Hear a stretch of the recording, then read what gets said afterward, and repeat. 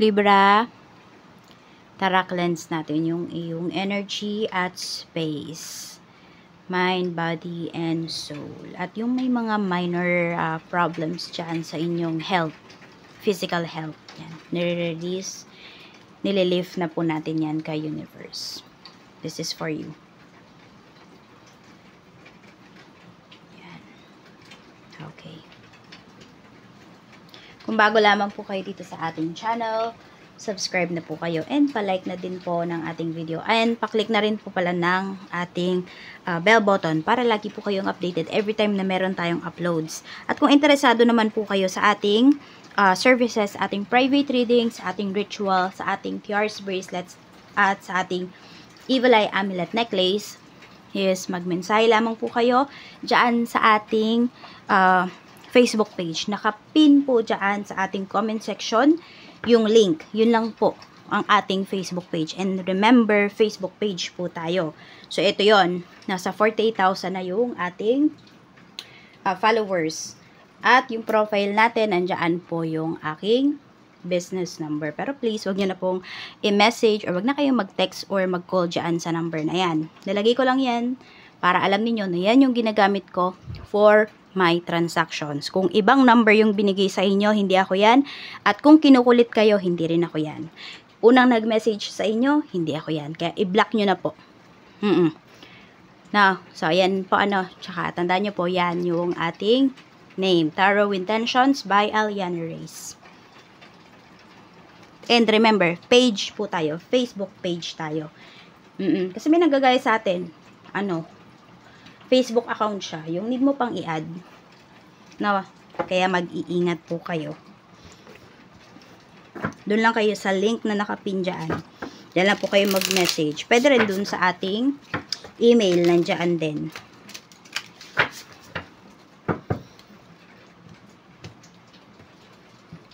Mensahe po natin for Libra. Kung di po kayo nakaresonate dito, try nyo pong panoorin yung inyong other signs, Moon, Rising, and Venus. We have 5 to 5 reshape. Ayan. So, pwedeng may, may nagbabalik alindog ba dito, Libra? Or, medyo na, ba kayo? Na trail kayo? Oo, derail pala kayo. Sa mga nangyari sa life ninyo. So, pwedeng bumabalik na kayo ngayon sa dating gawi. Okay, syempre, yung mas better or mas nakakabuti po para sa inyo. Ayan. Pwede rin may nagre-review dito. May magte-take ng exam. Or more on nagre-review yung iba po sa inyo. Tingnan natin. Pwedeng may binabalikan kayo rito, pero alam mo yung mas better ka na, mas alam mo na yung ginagawa mo, mas na-appreciate mo na.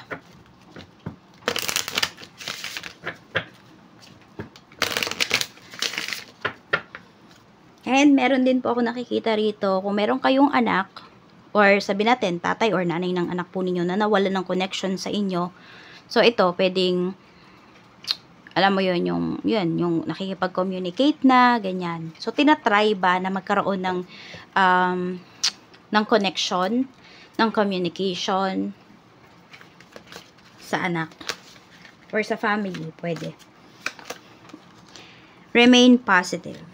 So, kung ano man po ito, na ginagawa ninyo, pinagtutuunan nyo naman po ito ng pansin, maging positibo daw po kayo.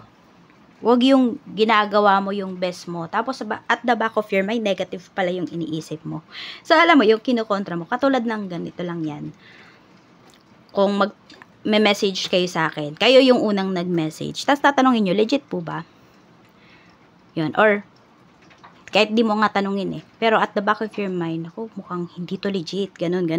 So, kung ano-anong negative yung iniisip nyo. So, yung sinasabi mo, tsaka yung iniisip mo, hindi siya magkatugma. Oo. So, parang alam mo yun, kayo mismo yung kumukontra. Kinukontra nyo yung ginagawa nyo, kinukontra nyo basta yung mga nangyayari. So, transmute mo lahat, yung negative thoughts mo into positive thoughts. Para yun yung mas ma-attract ninyo.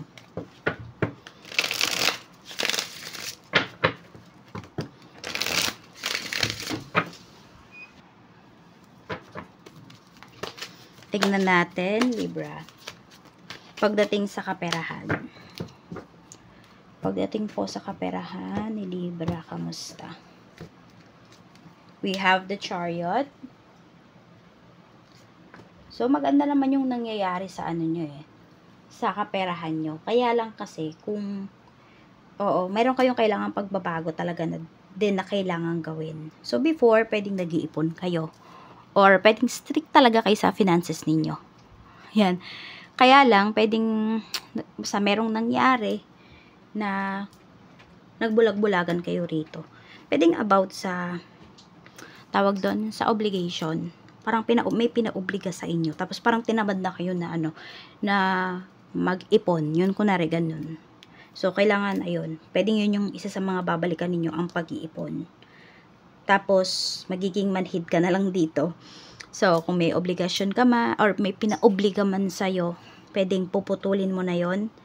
Oo. Or pwedeng sabihin natin, hindi mo siya totally puputulin, pero ikakat mo yung binibigay mo. So, pwedeng ganun, tumutulong ka pa rin, pero may limit na siya, may boundary na siya. So, pwedeng ganun po, no? So, yun, doon mo makikita na nag-improve naman pala yung finances mo. Hindi mo lang siya nafe-feel kasi nga may pinapaobliga sa'yo rito. Tapos, kung kayo naman po ay single mom or single dad, sabi ko nga, diba, parang may babalik dito, makikipag-communicate. So, pwedeng hindi lang yan about sa communication, pwede rin po magbibigay na ng sustento. So, mapipil po ninyo na hindi kayo nag-iisa. Tapos, meron din dito, yung pride ninyo, bababa nyo. You know, kasi, masabi mo na, deserve ng anak mo, yung pera na galing sa nanay niya or sa tatay niya. Three of Pentacles. Sa mga may trabaho po dyan or wala pang trabaho, naghahanap ng work. We have the Emperor. Ayan po, makakahanap na po kayo ng work. Makakapag-work na kayo for some of you 3 weeks time. Or pwede nga in 3 days kung nag-apply kayo. Pwede may tatawag sa inyo rito. At ayan po. No, be positive lang talaga. Remain positive. No, hindi yung nag-apply kayo ng work. Tapos, ayan na naman, negative. Sinasabi niya, mukhang hindi ako matatanggap dyan. Bakit nag-apply ka pa, diba? Kung yan kaagad yung iniisip mo. So, dapat positive yung energy mo. Nag-apply ka dun sa isang trabaho na yon, ang sasabihin mo, makakapasa ako dyan. Makakapasok ako dyan sa company na yan. Makakapasok ako sa trabaho na yan. We have 4 of Pentacles. So, kung meron naman po kayong current job, maganda naman yung pinapakita rito. Looks like merong ibibigay sa inyo na project. Yan. Dito na parang alam mo yung skyrocket yung career ninyo. Ganun siya kabilis. Pag may ipapahandle sa inyo dito na project. Big project kasi ito. So, pwedeng before, may hinawakan ka na project, tapos hindi siya nag-succeed. So, pwedeng nung mga nakakaraan, lagi kang tumatanggi kapag may ipapahandle sa'yo. Pero this time, ayan po, no? Pwedeng hindi mo na to aatrasan. So, good luck sa'yo, Libra. Tignan naman natin sa business. Kung may business kayo, Ace of Wands. 10 of Wands. So, ano to? Good problem yung pinapakita rito. We have 5 of Wands. Yan. Okay. Ang nakikita ko lang dito, medyo short yung iba sa inyo pagdating sa puhunan. Tapos, meron dito parang last minute. Parang nagka-cramming kayo lagi dito sa inyong business. Ganun. So, siguro yun yung iwasan ninyo para mas maging competitive pa kayo rito. Or meron dito, staff mo, pwedeng lagi siyang late pumapasok. Kausapin mo yan, wag mong i-tolerate yung ginagawa niya. So, di ba nga, yan, i-reshape mo daw siya. Kasi alam, mali na yung ginagawa niya. Ano siya ba yung boss? Yan, maging medyo kamay na bakal ka rito. Or pagkakausapin mo siya, be firm. Kasi parang wala na siyang takot sa'yo. Ganun. Meron ditong tao, kinakalaban ka na. Oo. Staff mo to, kinakalaban ka na. We have the world. Huwag kang manghinayang na kung tatanggalin mo man yung tao na yan. Hindi yan sa pagiging masama, pero naapektuhan kasi yung business mo. Lalo na kung alam mo sa sarili mo, kinausap mo na siya. Binigyan mo na siya ng ilang pagkakataon, pero wala pa rin pagbabago. So, pwedeng siya yung nakakasira ng business mo. So, kung ano man yung mga kailangan mong ikat, tanggalin mo na para sa ikakabuti ng business mo. Lalo na kung ito yung bread and butter mo. Tapos, hinahayaan mo naman yung mga ganyang tao sa negosyo mo. Nakakasira talaga. Diba? Kasi pwedeng hindi lang ikaw yung pinapakitaan niya ng katamaran niya or pagiging late niya. Pwedeng pati mga clients nyo. Na meron dyan, parang umaalis na lang or kinakancel na lang yung kanyang bibilhin order kasi ang tagal. Oo. So, some of you, yung staff nyo na to, merong M at saka A sa pangalan niya. Tignan natin. Pagdating naman sa love life. Okay, tignan natin. Love life po. Kamusta naman ang love life ni Libra? We have gossip. May chismis, no? Spreading rumors. Pwede conversations, mirroring your image, making you the fool. So, ano ba, may nanloloko ba sa'yo rito? Meron ng kumakalat na chismis, pero hindi ka pa naniniwala. But, let's see. Ano ba tong gossip na ito? 5 of Cups. 8 of Wands. Ayun nga, may nakakarating talaga sa inyo na chismis eh. 2 of Cups. Tingnan natin na kung sinisira lang ba niyan, yung gusto lang ba niyang sirain yung relationship niyo. Pero some of you, pwedeng ano kayo dito? LDR relationship kayo.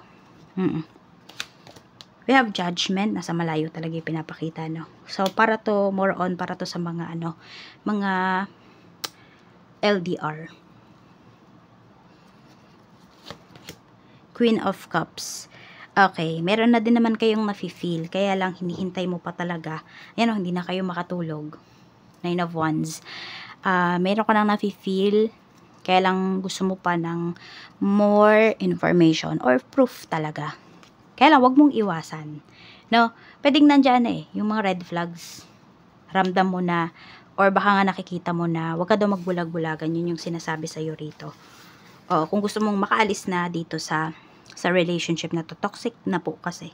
Tapos, ano, konting sabihin mo lang sa person mo, ganyan, pinag-aawayan nyo na. So, mga petty fights. Napakadami nyo noon na petty fights nitong person mo. And hindi mo alam kung bakit nauuwi sa pag-aaway yung mga usapan po ninyo. Yung kasi may tinatago siya sa'yo. And it's for you to discover. Ayan po ang sinasabi. Kahit nasa malayo yung person mo, malalaman mo yan. And tignan mo rin, diba, kung may naniniraman sa relationship ninyo, tignan mo kung sino ba yung nagsasabi na yon. Diba, diba, ano ba, may basihan ba para maniwala ka dun sa tao na yon? Ganyan. Credible ba yung source? Check natin. Dapat pagtuunan ng pansin ngayon, we have the Sun. So, mga good news. Knight of Cups. Tignan mo rin kung ano daw yung, ayun, pagtuunan mo ng pansin kung anong effort ba yung binibigay ng isang tao dito sa relationship na mayroon kayo. Doesn't matter po kung ito ba ay love relationship, romantic relationship, or relationship mo with your family, with your friends. Tignan mo daw yung efforts nila dito. Tignan natin. Dapat mong iwasan. Page of Wands. Queen of Pentacles. Okay, dapat iwasan, Libra. Actually, ito, parang pagiging mayabang. Ayun po yung sinasabi rito. Yes, alam naman natin na, sabi natin, may cake ka talaga, diba? Pero, ayun, huwag mo masyadong ipangalandakan. Yun yung sinasabi rito. Sabi nga nila, diba, bilog ang mundo. Baka hindi mo napapansin na ganun na yung ginagawa mo. Oo. Pero kasi yung iba sa inyo, pwedeng ngayon nyo pa nga lang kasi na-enjoy yung pera ninyo eh. Siguro lang, ayun, iwasan mo lang sigurong magpa-post kung ano man yung mga binibili mo. Kasi nai-evil eye ka rin eh. So, iwasan mo yung evil eye. No? O, mga mata na nakatingin sa'yo na kung ano-ano yung sinasabi. Oo. Yes, protected ka, pero mas maganda pa rin na, you know, na protectionan mo rin talaga. Kaya, ayan, iwasan mo magpo-post ng mga binibili mo. Ayan, at iwasan mo din, yun, tignan mo yung character mo, tignan mo yung attitude mo. Kasi baka mga may nagbago. Lucky color mo, yellow, blue, and white. Lucky number mo, 525. So, yan lang po. Maraming salamat. Ingat ka always and more blessings to come.